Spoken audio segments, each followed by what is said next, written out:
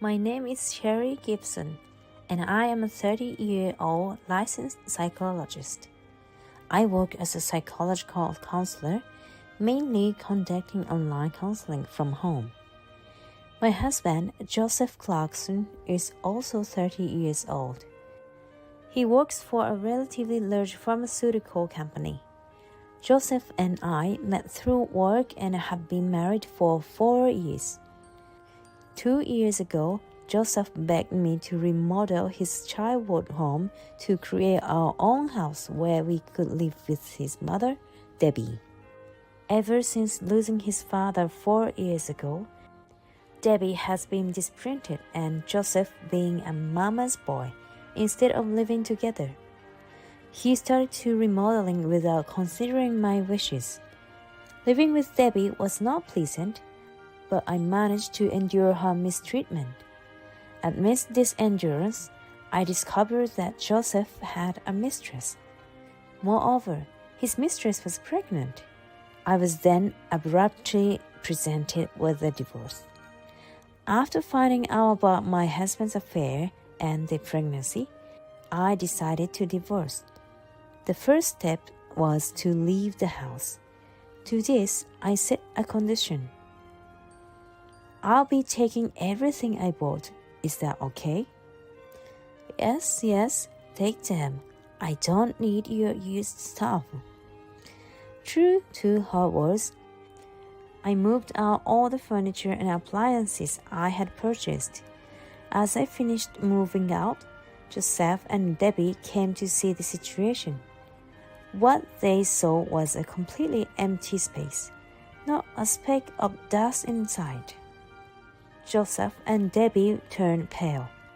I have bought the furniture and appliances for an amount Joseph, relegated to a minor position in his company, could never afford. If he resented it, he should prepare everything with his own money. How did our marriage become so complicated in just 4 years? Let me unravel this story. Mr. Clarkson, thank you for your hard work as always. I used to work at a psychiatric clinic where Joseph, as a pharmaceutical company employee, would deliver medications. Every day I greeted him. No, it's my job. Isn't it tough to travel by car in this scorching weather? Is your air conditioning on full blast? I always ask Joseph such questions, prolonging our conversations. My old light car struggles when I use the air conditioner. I enjoyed these trivial conversations, but I heard that Joseph was going to be assigned to someone else. This meant I wouldn't see him anymore. Mr. Clarkson, how about a farewell party? I bravely asked, leading to our eventual marriage. Joseph was an employee at a major pharmaceutical company, delivering drugs to hospitals and clinics. I worked as a psychological counselor at the clinic. The increasing number of patients year by year was concerning. Death comes so suddenly. I know it's not the right time to say this, but I can't hold back. Sherry, will you marry me? What? Are you okay? This is not the right thing to say right after your father passed away. I'm not expecting a romantic proposal, but now, really? Joseph was deeply shocked by his father's death. His father, a carpenter, had died in a fall at a construction site. It was too sudden. I regret not being able to show my father his grandchild. He loved his children so much. I don't want to leave my mom with regrets, so I want to marry you, Sherry, and start our own family. Though it was a proposal born from his vulnerability, I was genuinely happy. However, this marked the beginning of enduring mistreatments from my mother-in-law, Debbie. Hi, I'm coming in. Why are the curtains closed on such a sunny day? Debbie frequently visited our rented apartment, located just a 10-minute walk from Joseph's childhood home. I understood she was lonely, but it was troublesome as she often stayed for dinner, leaving me puzzled over the menu. You said you work from home, but such home-based jobs don't even earn $1,000 a month. Instead of that, you should cook more dishes for Joseph's dinner. He comes home tired every day. Debbie always referred to Joseph as Joe, and so did his relatives and neighbors. Mother, what I do is a bit different from home-based job. Haven't you heard about an era where meetings and classes can be held online, like Zoom? There you go again, making fun of me. You're nearly 30, a proper old lady yourself. Debbie never understood my online counseling work, stubbornly refusing to acknowledge anything unfamiliar to her. She wouldn't accept or learn anything new. I deliberately work from home so I don't neglect household chores. Why don't you just have a child already? That's your role. I could do a job of just listening to people's problems. Stop acting like you're some important person. I'm home. When Joseph arrives home, Debbie runs to the entrance to greet him. Since Joseph, their only son, lived at home until our marriage, Debbie must be lonely without her husband. I understand that, but honestly, her frequent visits are bothersome. Today, Sherry and I made dumpling, Joe's favorite. I've drilled into Sherry how to make the Clarkson family's special dumpling sauce, so don't worry. Sherry thought dumpling sauce was just soy sauce mixed with chili oil. Sherry, you should learn to cook properly from Mom. When we first got married, she'd eat fried eggs with ketchup. It's usually soy sauce, right? I can't have a decent meal unless you fix Sherry's poor taste in food. Come to think of it, Joe, you've lost weight since you got married, haven't you? I wanted to shout out that it's not true. Recently, Joseph has been gaining weight. He had a health checkup at work and was warned about his high cholesterol levels. Therefore, I've been careful with calories and carbs when cooking. Thanks to that, Joseph has been losing weight healthily.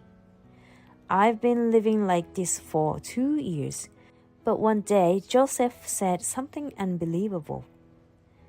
I've been thinking about remodeling the family home. It's pretty old, you know. The plumbing and everything is the worst. It's hot in the summer, cold in the winter, and even though it's not in the countryside, the layout is inconvenient. It's a good opportunity to remodel the house and live there together. What? Is this a misunderstanding? Living with your mother, right? It's silly to pay rent for a place 10 minutes away from the family home. Might as well live in the family home. If we remodel it, it'll be comfortable for everyone, right? We've talked about wanting our own home in the future, haven't we? If we have kids, we'll want a room for them. And living with Mom could mean she'll help out. Where's the money for that coming from? Remodeling the whole house will cost a lot, right? You mean you'll keep paying the loan, right? My dad left us some money, which I can use as a down payment. I can handle the monthly payments within my range, probably a loan until I'm 65. Is this really okay? I've been surprised by how low Joseph's salary is since we got married. I earned much more when I was counseling at the psychiatric clinic. It will work out. So, We're good with that then. If that's the case, I have a condition. I want a workspace for myself. For your online counseling, you just need a computer, right? I need an environment where I can concentrate and handle personal information. You and your mother might not understand, but counseling is a very sensitive job. Even someone like me is their last hope, desperately trying to improve their situation. It's my mission to guide them in the right direction, so I can't do it half-heartedly. It kind of sounds like fortune telling. Counseling and fortune telling are completely different. All right, I'll talk to the architect. Following that, Joseph's family home was remodeled. A few weeks before the remodeling was completed, Joseph suddenly remembered, I forgot the most important thing. We need suitable furniture and appliances for the new house. I'll leave that to Sherry, who has a sense of style. What? That's like playing rock, paper, scissors after the fact. I wasn't informed about this. It must have been his plan from the start to have me pay for the furniture and appliances. His contrived way of speaking made me want to retort, Can't you act better than that? The Clarkson family has invested everything we can into this remodel. Sherry, you're going to live in this house for a long time too.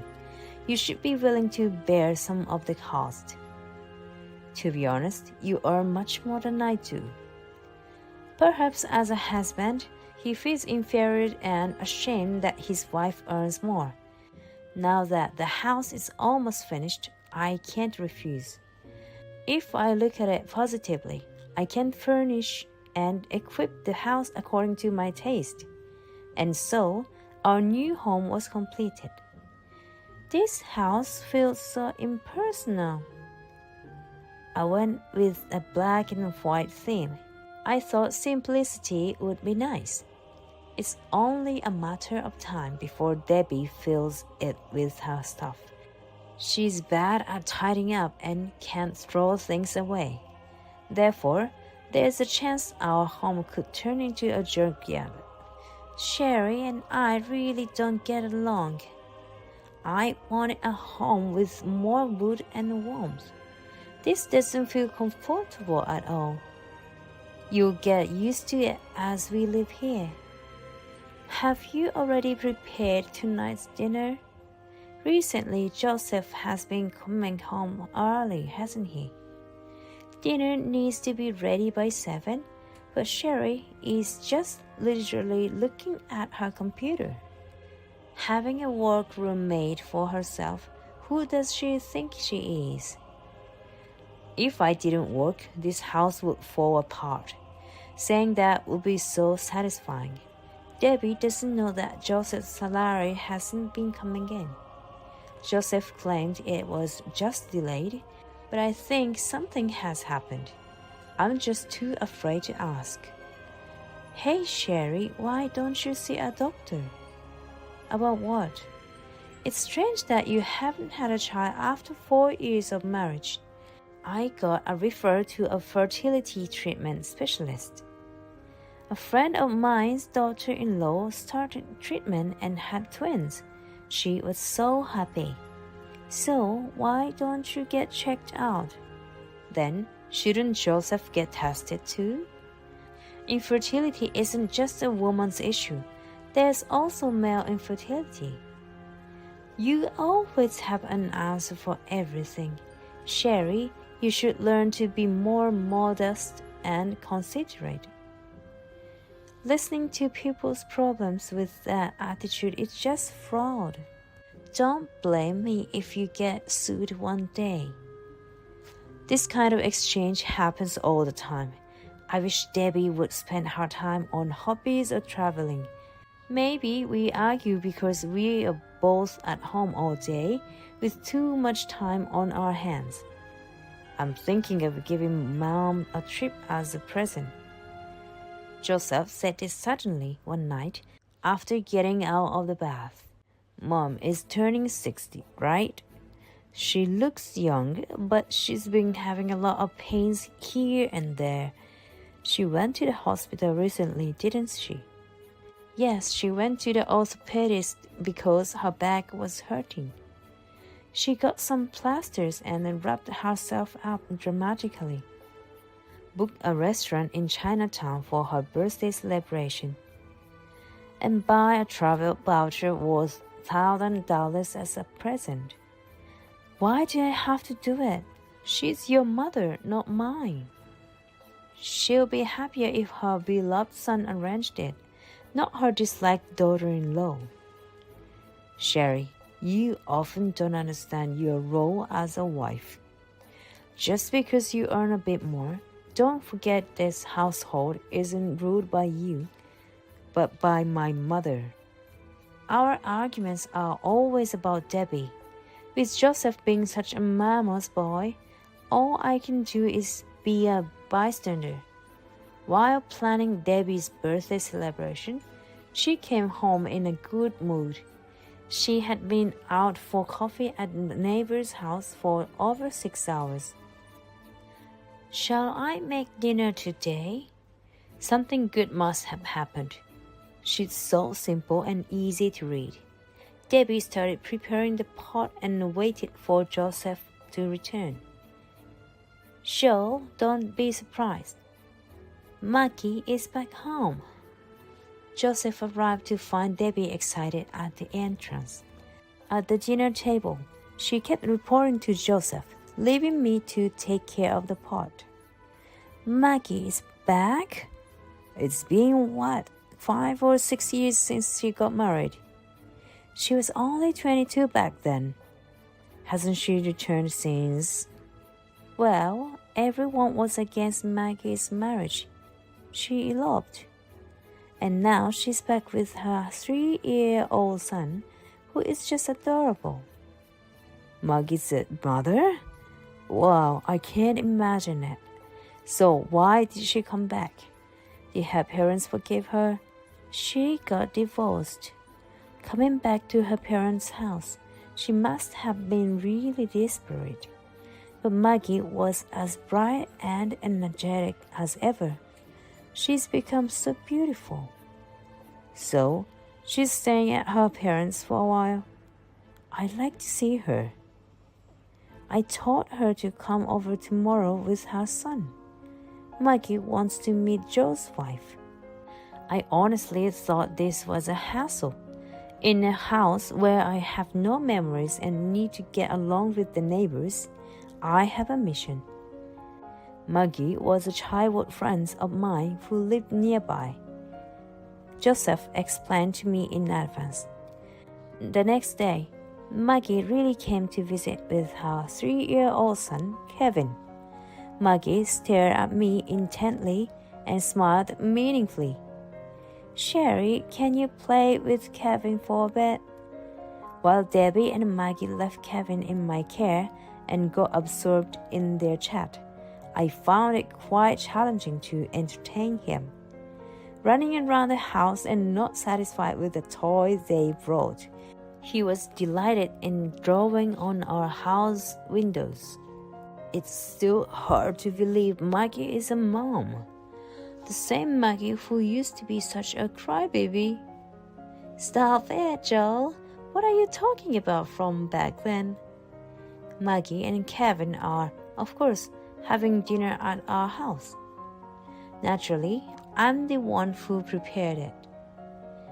If you ask me, I'm surprised that Joel got married.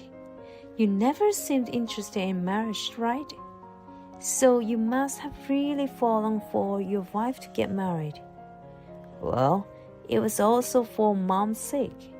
I wanted to give her some peace of mind, especially after Dad passed away and we both were feeling down. I thought getting married and maybe having kids would make the family more lively and fun.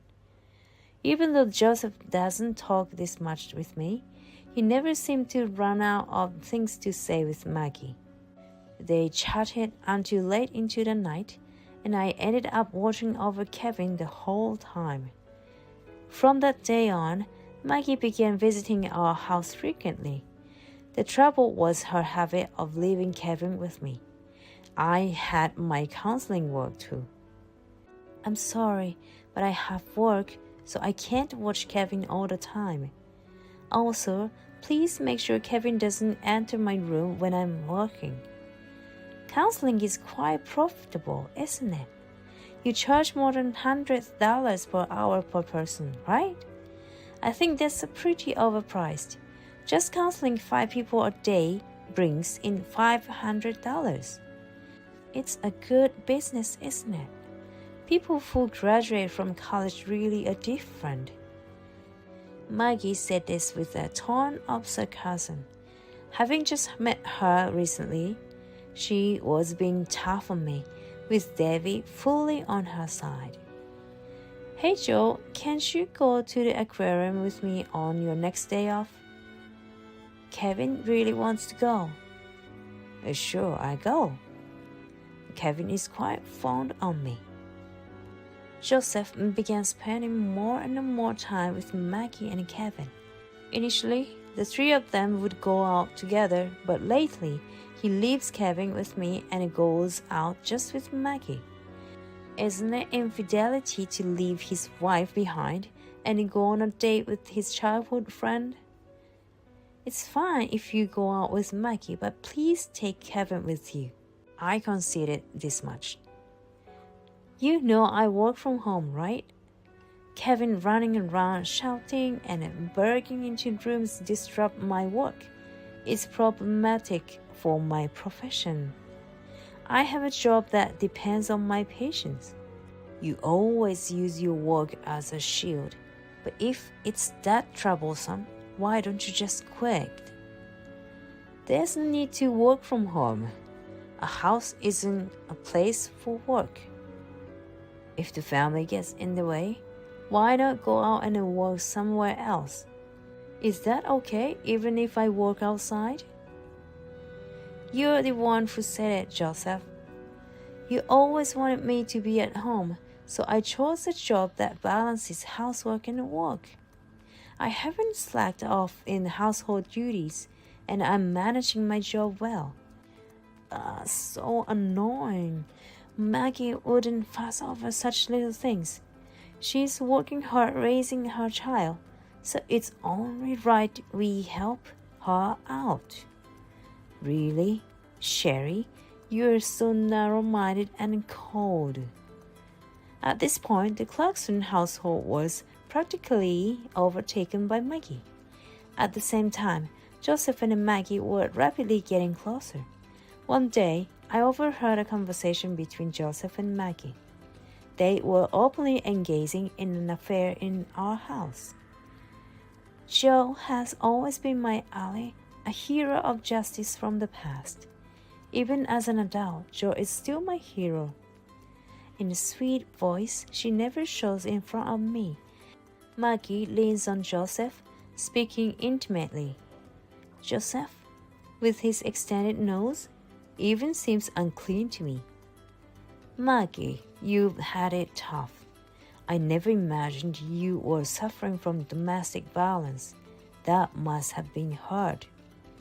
It was tough. I couldn't rely on my family, and I didn't know what to do. Kevin is still young, and if I were a more independent woman, I could have escaped and worked. I don't have an education or qualifications. I didn't have the courage to go on as a single mother. I wish I had come back earlier. Then Joe wouldn't have gotten married. Men are deceived by such words. Joseph, no exception, feels good about it, becoming even more sympathetic and attentive. Joe was my first love. That was the moment Joseph fell in love. Despite having her parents' house nearby, Maggie frequently and boldly visited the Clarkson home. Maggie, you're such a good cook. I've changed my mind about you. After having someone's half-hearted cooking all the time, This tastes so good. I feel slighted by the term half-hearted. I always cook from scratch as much as possible. To speak ill of it, Maggie's cooking is mostly high-calorie, brown-color dishes.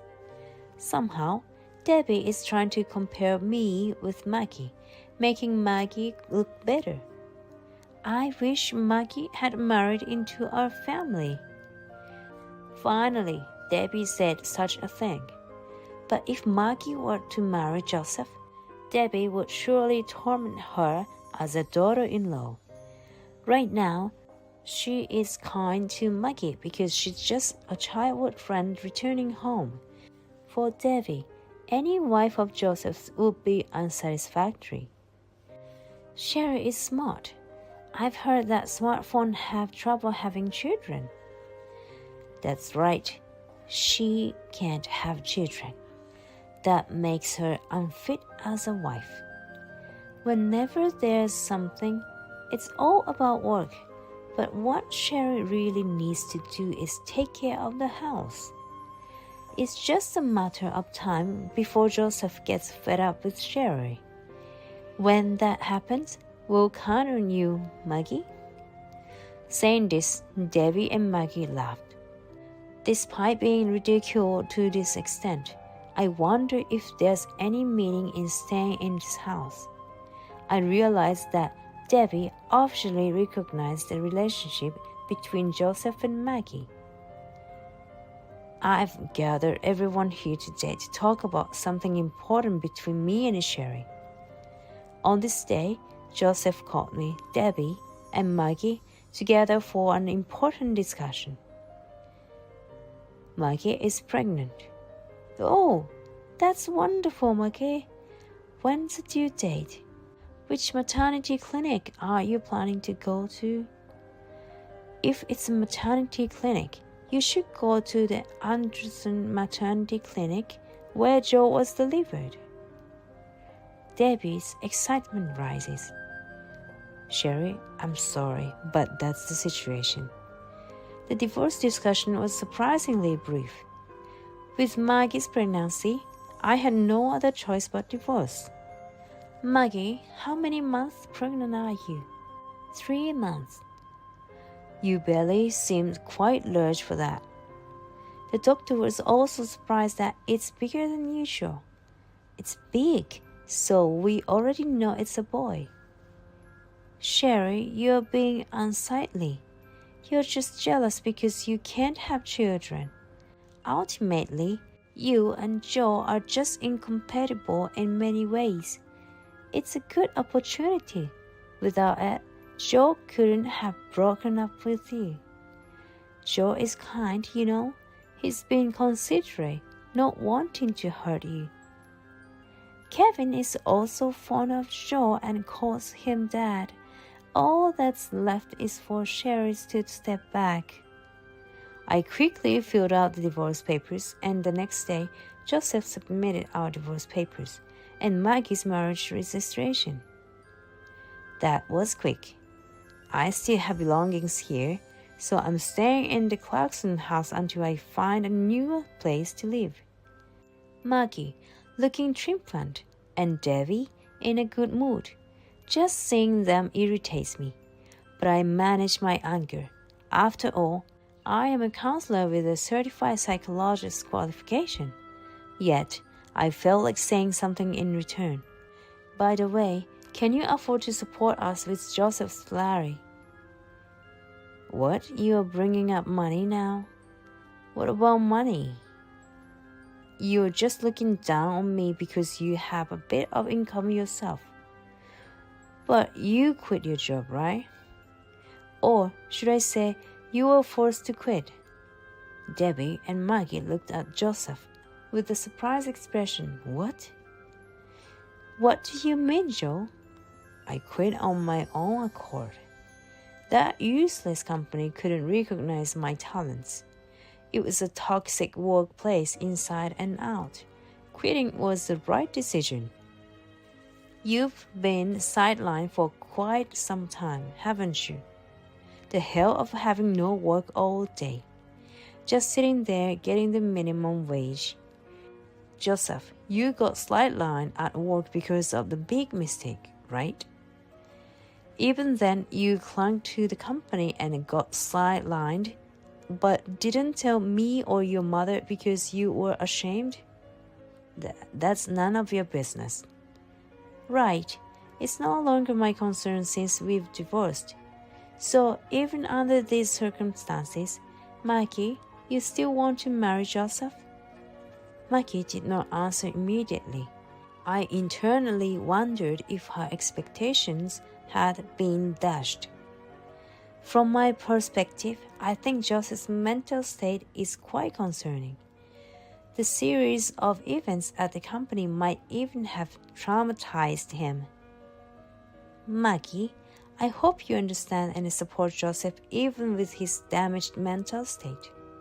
I don't think he'll be able to work for a while. That's just my opinion as a professional counselor. That's none of your business, right, Maggie? Sherry is just trying to bring Joe down because she's a sore loser. Sherry, if that's all you have to say, pack your things and leave, even if you haven't found a place yet. Yes, I'll leave. Then I'll take everything I bought with me. This led to the opening exchange. Joseph, Davy, and Maggie were at a loss, looking at the empty room. Well, managed somehow. We can't just buy new furniture and appliances. Right, Joe? Where's the money for that going to come from? Joseph got irritated with Debbie. Sherry's just being extreme, taking everything with her. That's not normal. It's her extreme nature, always either 0 or 100. That's her worst trait. Say it wherever you want. It's none of my concern anymore. Enjoy playing house. Why are you being confrontational? Are you jealous? It's jealousy, isn't it? How embarrassing at the age of 30. Jealous? Not at all. After all, the child in Maggie's belly isn't Joseph's child. What? What are you talking about? Making up lies is crazy. Then, how about doing a DNA test? That would clarify everything.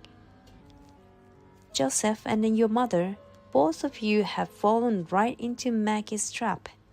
Isn't it time you realize that? The child is Maggie's belly in her ex-husband's.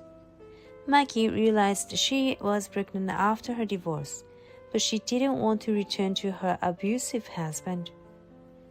She was thinking, I wonder if someone could be the father of this child, and that's when she reconnected with Joseph and targeted him.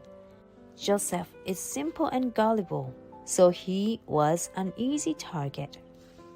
Joseph and Debbie's face changed. Maggie remained unshaken even after hearing this. But the timing of the pregnancy matches up. You can't lie about that. It has to be my child, right? You could just claim it was a premature birth. Men wouldn't understand that, would they? She's that prepared. You registered your marriage with Maggie the day after our divorce, right? And you even adopted Kevin as your son. This is Maggie's ultimate goal. You've been completely fooled. You fool. Well, it doesn't really matter. Blood relation isn't everything. Unlike Sherry, Maggie isn't condescending and relies on me, trusting me. For a man, that's not a bad feeling. It's being the head of the family, right? You're desperately defending Maggie, but good luck with the fatherhood. It's not as easy as you think, Joseph. I withdrew from the Clarkson household after 2 years, left behind Joseph, Debbie, and Maggie temporarily renting a weekly apartment. They plan to furnish it with new appliances and furniture, but sorry, I'm embarrassed, but I can't afford the loan payments going forward. Shall we sell the house and move into a used apartment? Kevin is mischievous, and the baby in the belly is a boy, so we don't want a small house. Plus, in an apartment, the kids' footsteps and other noises might bother the neighbors downstairs. Can't we somehow get a detached house? They managed to sell the Clarkson house, but it was significantly underpriced. With that amount, they couldn't afford a house, let alone a used apartment, given their financial situation. Eventually, they moved into a cramped public housing unit. Joseph, traumatized, struggled to find a new job. Meanwhile, Maggie gave birth to the child. The small house was constantly noisy, with Kevin's running around and shouting, and the baby's cries echoing. The Clarkson household was completely overtaken by Maggie's family. As for me, I was hired as an advisor for a magazine's advice column and received positive feedback. Now, I have bought my own apartment and set up a face-to-face counseling room. Thankfully, I am in a state of continuous bookings.